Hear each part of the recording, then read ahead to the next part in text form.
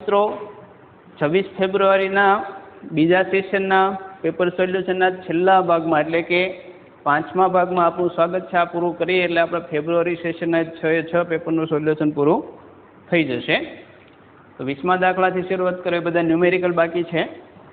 -16, 8, -4, 2 આ શ્રેણીના પીમાં અને ક્યુમાં પદોનું સમાંતર મધ્યક અને સમગુણોત્તર મધ્યક એ 4x² -9x + 5 = 0 નું સમાધાન કરે તો p + q કેટલા થાય? ટૂંકમાં આ સમાંતર શ્રેણી છે એનું પીમું પદ અને ક્યુમાં પદનો સમાંતર am અને jm આનું સમાધાન કરે છે. તો પેલો આ સમાંતર શ્રેણી છે એને am ને jm મેળવવા માટે પેલું પદ મેળવવું પડે. તો આ પદ ખરેખર શ્રેણી કઈ છે? તો સમગુણોત્તર શ્રેણી છે. એમાં a બરાબર -16, r બરાબર 8 / -16 એટલે -1 આપો. તો t of p A r⁻n - 1 એટલે -16 ની -1/2 ની p - 1 ઘાત, t of q -16 -1/2 ની q - 1 ઘાત. તો આનો am થશે સમાંતર મધ્યક -16 -1/2 ની p - 1 પ્લસ -16 -1/2 ની q - 1/2 અને gm થશે આનો વર્ગમૂળમાં -16 -1/2 ની p - 1 ગુણ્યા -16 -1/2 ની q - 1 એટલે કે 16 -16 નો વર્ગ એટલે 16 -1/2 ની p પ્લસ q -2/2 બરાબર. હવે એવું આપ્યું છે કે am ને jm સમાન આ જે પદ છે તેનું સમાધાન કરે એટલે તેના બીજ થશે. તો આ સમીકરણ છે 4x² - 9x + 5. તો આના બીજનો સરવાળો અને ગુણાકારમાં પડવાના બદલે આનું સીધું સમાધાન થાય છે. એક હિન્ટ અહીંયા હતી. 20 ના ભાગ પાડીને 9 લાવવાના, 4 ને 5 ઇટસેલ પડે છે. તો 4x² - 4x -5x + 5 = 0. 4x common કાઢીએ તો x -1, તો એક બીજ આલ્ફા થશે 5/4, બીટા થશે 1. તો ગમે તે હોઈ શકે. આને આલ્ફા કહી શકો, આને બીટા, આને આલ્ફા કહી બીટા કહે, આને આલ્ફા. તો આને બીટા કેવું સરળ પડશે દાખલો. તો 16 માટે 16 -1/2 ની p પ્લસ q - 2/2 બરાબર કેટલા થશે? 1. એટલે ખરેખર તો 16 એટલે 2 ની 4 ઘાત ગુણ્યા 1, તો 1 ની ગમે એટલી ઘાત 1 થશે અને 2 ની p પ્લસ q -2/2 ઘાત અથવા આનો વર્ગ કરી નાખીએ, સરળ પડશે આપણો દાખલો. વર્ગ કરીએ તો છેદનો 2 ઘાત નીકળી જાય. માટે 16 નો વર્ગ -1/2 નો વર્ગ એટલે +1/2 p પ્લસ q -2 અને 1 નો વર્ગ એટલે કે 1. શું કર્યું આપણે? વર્ગ કર્યો. તો પેલી માઇનસની જે પ્રોબ્લેમ હતો તે નીકળી ગયો. -2 ની 2 કી ઘાત લઈ લીધી આપણે. એટલે કે 2 ની કેટલી ઘાત છે? 8 ઘાત ગુણ્યા 1 છેદમાં 2 ની કેટલી છે? p પ્લસ q -2 ઘાત 1. એટલે કે 2 ની ટોટલ ઘાત કેટલી થશે? 8 માઇનસ p પ્લસ q -2 1 એટલે કેટલી થાય? 2 ની 0 ઘાત. 8 માઇનસ પ્લસ 2 એટલે 10 માઇનસ p પ્લસ q બરાબર 0. માટે p પ્લસ q બરાબર 10. એટલે બીજા કન્સેપ્ટનો આપણે ઉપયોગ કરવો જ નથી કર્યો. કેમ કે ક્યાં બી જતા આલ્ફા કોણ છે બીટા કોણ છે આપણી ઉપર. જો 5/4 લીધેલા હોય તો થોડુંક કોમ્પ્લિકેટેડ થાય, બહુ છે નહીં, કેમ કે -16 કોમન આવી જાય ને બધું થાય, 8 આવી જશે ને એ સાદુરૂપ આપતા તમને જવાબ એનો એ જ મળશે, 5/4 મળે ને બધું થાય. પણ એની કરતાં બીજામાં કરવો પડતું તો P વત્તા Q બરાબર કેટલા થશે? 10. તો ન્યુમેરિકલ આન્સર થઈ ગયો આપણો 10. 20મો દાખલો કોમન ટેન્જન્ટનો છે, બહુ ઇઝી કહી શકાય. તો 4x² વત્તા 9y² બરાબર 36 અને 2x² વત્તા 2y² બરાબર 31 ના સામાન્ય સ્પર્શકના ઢાળનો વર્ગ એમ શોધવાનો. તો પહેલું છે ઉપવલય, કેટલો છે? 36 છેદમાં લાવે તો x² ના છેદમાં 9 વત્તા y² ના છેદમાં 4 બરાબર 1. તો આના પરથી a² બરાબર 9, b² 4. બીજો વક્ર છે 4x² વત્તા 4y² 31. એટલે આ કેટલા થઈ જાય? x² વત્તા કોમન ટેન્જન્ટ છે તો બંનેની કન્ડિશનનો સરખાવાની. તો આની માટે c² = a²m² + b². ઉપવલય હોય તો પ્લસ આવશે, અતિવલય હોય તો માઇનસ. આની માટે કન્ડિશન c² = r²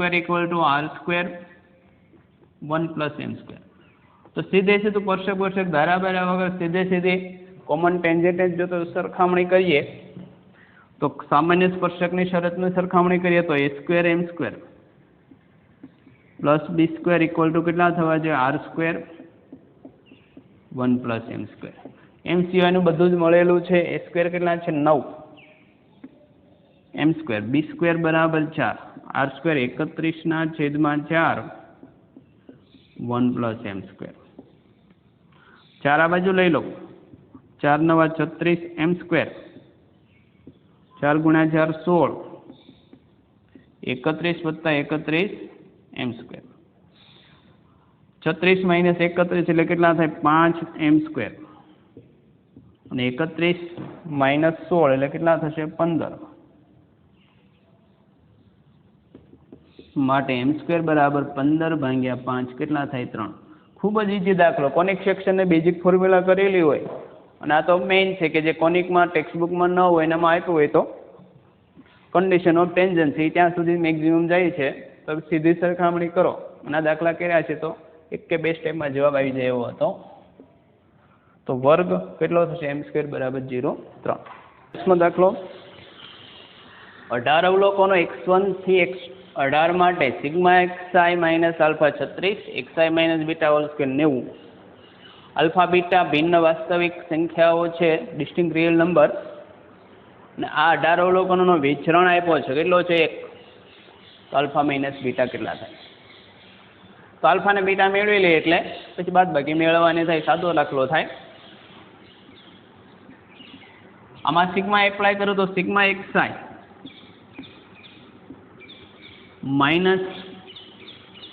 આલ્ફા બરાબર 36, i બરાબર 1 to 18, i બરાબર 1 to 18. માટે σxi કેટલા થશે? 36 ને 18 તો બહાર નીકળી જાય એટલે +18 આલ્ફા.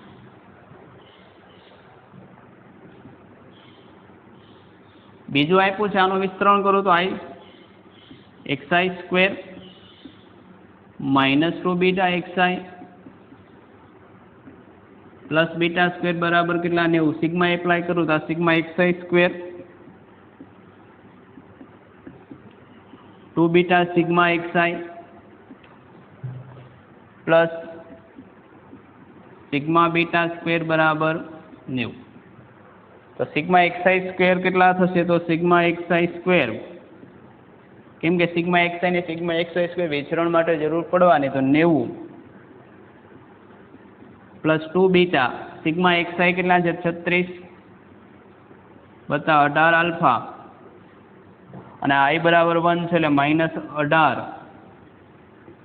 β². સ્ટાન્ડર્ડ ડેવિએશન σx² બરાબર કેટલા થાય? σxi²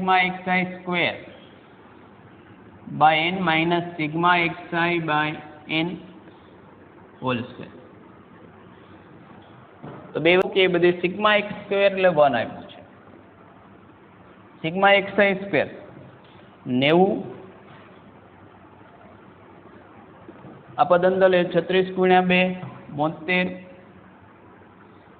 બીટા 18 ગુણ્યા 2 36 alpha beta -18 beta square. n બરાબર કુલ પદ કેટલા હતા આપણે તો એ તો 18 અવલોકનો આપેલા 18 minus sigma XI. Sigma XI કેટલા છે તો 36 + 18 આલ્ફા છેદમાં 18 નો વર્ગ. તો બધા પદને 18 વડે ભાગી નાખીએ.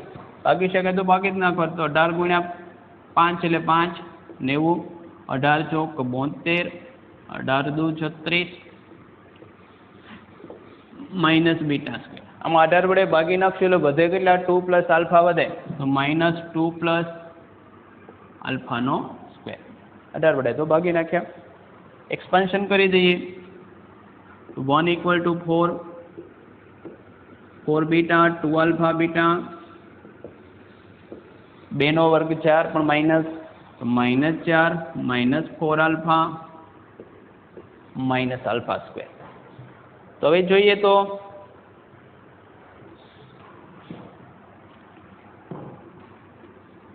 વન ઇક્વલ ટુ કેટલા પદ થશે 4 ને 5 1 એટલે એ તો નીકળી ગયા. 5 - 4 એટલે 1.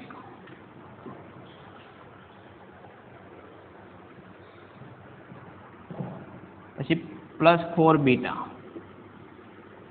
+2 alpha beta minus beta square -4 તો નીકળી ગયા -4 આલ્ફા સ્ક્વેર. 1 1 ઉડી ગયા બધા પદ આ બાજુ લાવો તો alpha square -2 alpha beta beta square. આ પદ આ બાજુ લાવ્યા તો આ બાજુ +4 આલ્ફા -4 બીટા 0. તો આ થઈ ગયું alpha beta whole square +4 alpha beta. તો એક વખત આલ્ફા બીટા કોમન લઈ શકાય તો આલ્ફા બીટા તો અહીંયા કેટલા વધે આલ્ફા બીટા +4. હવે આલ્ફા બીટા આલ્ફાના બીટા તો ભિન્ન સંખ્યા એટલે આ નોન ઝીરો થશે ભાગી શકો એટલે આપણને ખરેખર આલ્ફા બીટા બરાબર કેટલા મળશે -4. અને આપણે માગેલો છે એનો મોડ એટલે માટે +4 થશે. -4 નો મોડ કેટલો થાય +4. તો આપણાનો આન્સર કેટલો થશે 0 4. એટલે સ્ટેટિસ્ટિકનો એક ઓર્થોડોક્સ દાખલો હતો. વારંવાર અત્યાર સુધી જે પૂછાતો હોય ને એ બધે સરખું હોય. આલ્ફા સ્ક્વેર તો સીધો તમે ધારીને એક સ્ટેપમાં દાખલો થઈ જતો. પણ આ જો તમારો બેઝિક ક્લિયર હોય કે એક્સઆઈ ને એક્સઆઈ સ્ક્વેર મેળવવા પડે એ ક્લિયર તો દાખલો થઈ જાય. નહીં ત્યારે અત્યાર સુધી એવું પૂછાતું અને તમે ડી ધારી શકો આલ્ફા આપેલા હોય છે તો ડી ધારીને એક સ્ટેપમાં દાખલો થઈ જાય એવું બનતું. અને અહીંયા થોડુંક વેરિએશન છે. એમાં દાખલો લઈએ. શ્રેણી કે આપ્યો છે 103 020 00 -1. શ્રેણિક સમીકરણ આપ્યું એની 20 ઘાત વત્તા આલ્ફા એની 19 ઘાત વત્તા બીટા એ બરાબર 1 0 0 0 4 0 0 0 1. Alpha beta belongs to R એટલે વાસ્તવિક સંખ્યાઓ છે તો બીટા માઇનસ આલ્ફા કેટલા. તો 20 ઘાત ને 19 ઘાત ને એવું બધું છે એટલે જો પ્રેક્ટિસ કરીએ તો આઈડિયા આવે કે સક્સેસિવ 2 કે 3 વખત ગુણાકાર કરો એટલે જનરલાઇઝેશન થતું જ હોય. 20 ઘાત સુધી તો જવું જ ન પડે. એવું બોરિંગ વસ્તુ આ લોકો પૂછતા જ નથી ક્યારેય. 3 કે 4 ઘાત સુધી જઈએ તો a સ્ક્વેર બરાબર 103 020 00 -1. એની સાથે 103 020 00 -1.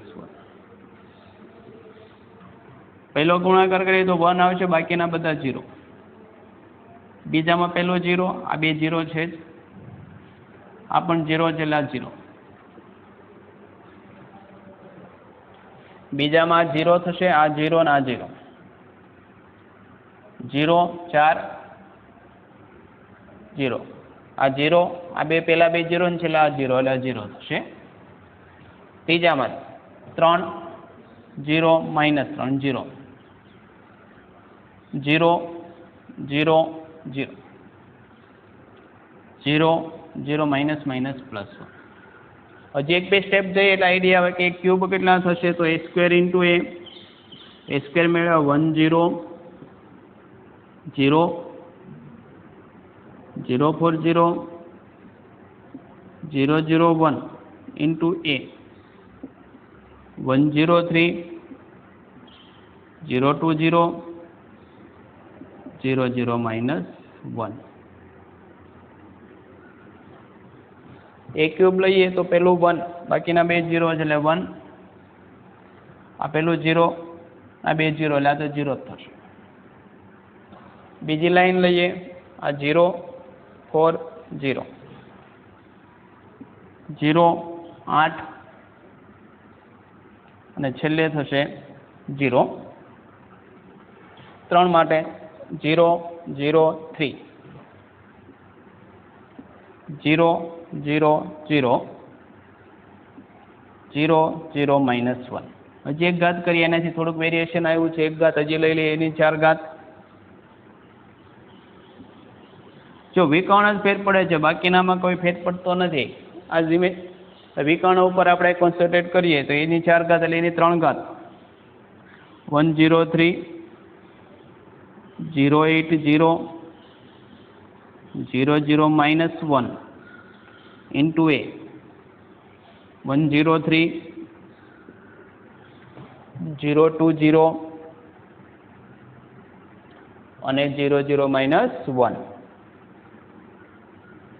આ બંનેનો ગુણાકાર કરીએ. પહેલું 1, બાકીના બે 0 એટલે 1.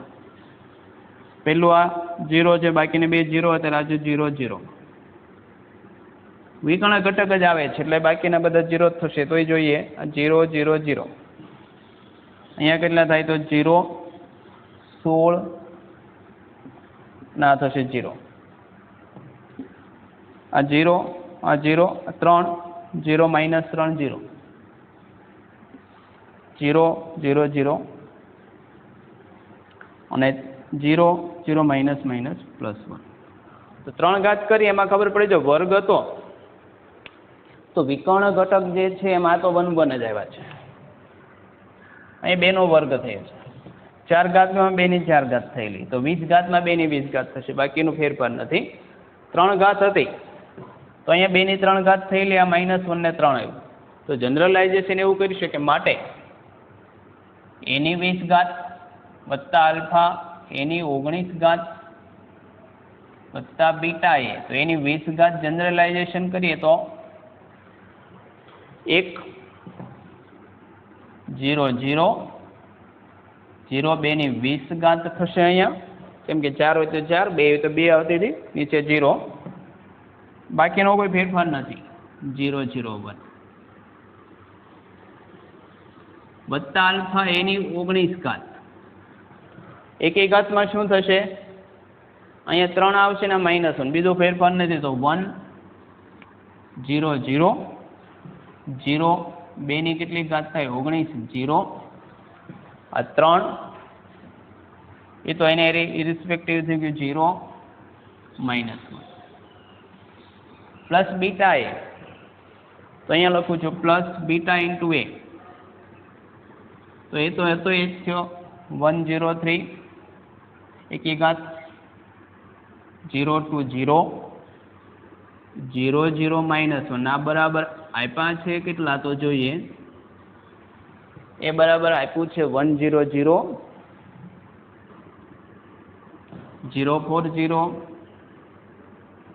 અને 0 0 1. તો હવે જે આપણને ઇક્વેશન મળે આલ્ફા બીટા વાળા જે સરખાવીએ, ક્યાં મળે છે,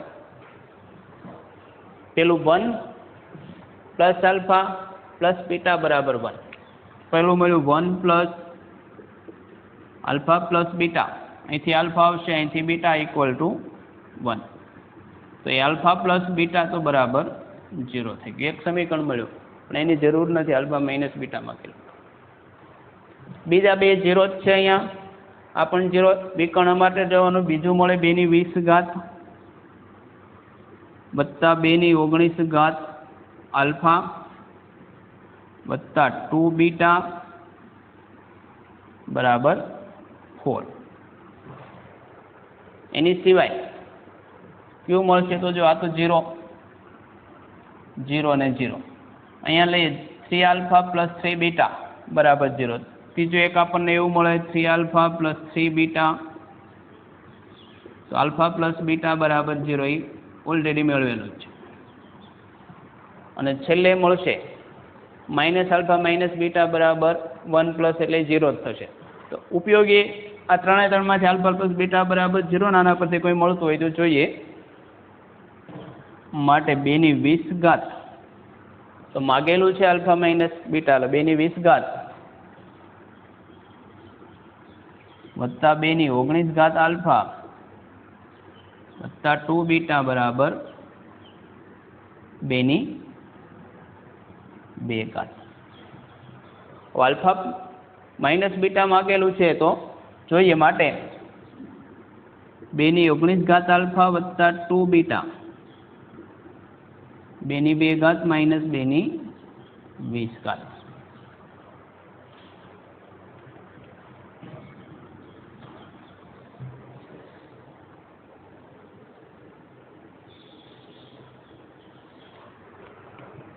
તો જો બીટાની જગ્યાએ આપણે શું મૂકી શકીએ? માઇનસ આલ્ફા મૂકી શકીએ. તો આને આ રીતે લખી શકાય. જો 2/19 આલ્ફા પ્લસ 2 ની જગ્યાએ માઇનસ આલ્ફા મૂકી શકાય, કેમ કે આલ્ફા વત્તા બીટા બરાબર 0 હતા. તો 2/2 માઇનસ 2/20. તો આલ્ફા કોમન લઈ લઈએ. 2 આલ્ફા તો 2/18 માઇનસ 1 બરાબર આમાંથી 2/2 કોમન લઈ લઉં, -2 માઇનસ કોમન લઈ 2/2 તો કેટલી થાય? જો 2/18 જ થશે ઓછા 1. તો આ બે ઉડી ગયા. તો આલ્ફા બરાબર -2 બે ઉડી જાય. -4 ભાગ્યા 2 એટલે 2. આલ્ફા બરાબર -2 તો બીટા બરાબર કેટલા થાય? +2 થશે, કેમ કે એકબીજાના ઉલટા હતા. માટે બીટા માઇનસ આલ્ફા 2 માઇનસ -2 એટલે કેટલા થશે? 4. એટલે ખાસ શું માગેલું હતું તે જોવાનું. તો આપણો આન્સર આવશે 0 4. એટલે